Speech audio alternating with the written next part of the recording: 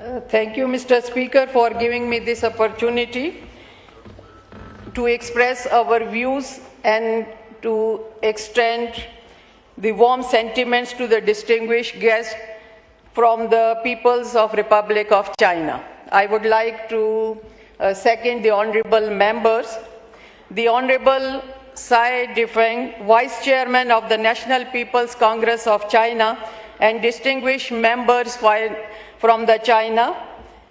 On behalf of the people of Pakistan and my party, Jamiyat Ulama-e-Islam, JUI, and my leadership, Hazrat Maulana Fazlur Rahman, extend a warm and heartfelt welcome to our distinguished Chinese guest to the Parliament of Pakistan on this historic occasions of the 75th anniversary of the diplomatic relation between China and Pakistan.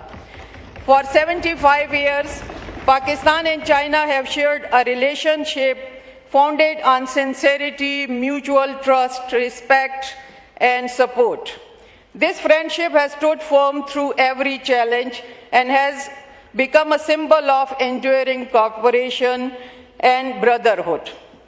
China has always stood beside Pakistan as a trusted friend, and the people of Pakistan deeply value this timeless relationship.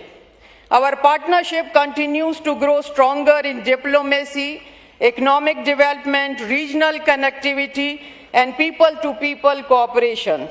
As we commemorate this historic milestone, we reaffirm our commitment to further strengthening the Pakistan-China all-weather strategic cooperative partnership for peace, prosperity, and stability in the region.